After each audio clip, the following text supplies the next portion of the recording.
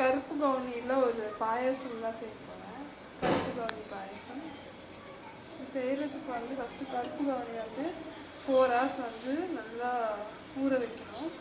அதுக்கப்புறம் இந்த தண்ணி வடித்து எடுத்துட்டு இதை மட்டும் வந்து கொஞ்சம் ஒரே ஒரு கிரைண்ட் மட்டும் பண்ணணும்.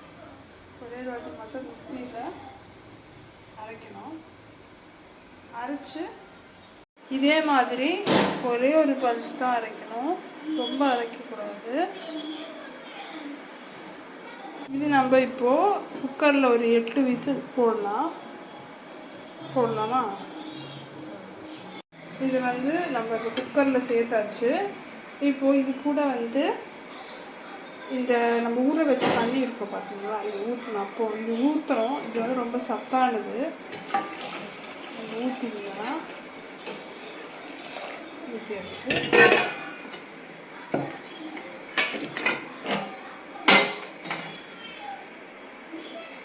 இதில் வந்து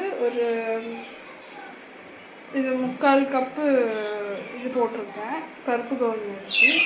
இதுக்கு 2.25 கப்பு வந்து கருப்பு கவுனிக்கு தண்ணி ஊற்றணும்.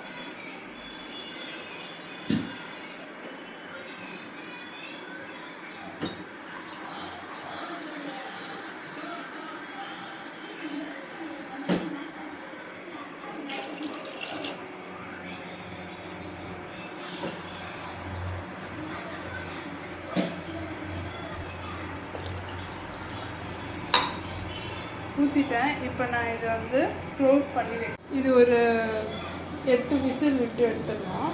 விசில் விட்டு எடுத்தாச்சு பாருங்கள். வச்சு மேஷர் வச்சு நல்லா மசிச்சு எடுத்துடணும். இதோ பால் வந்து காய்ச்சி வச்சுருக்கேன். இதில் வந்து நம்ம போடலாம். இப்போது ஊற்றியாச்சு.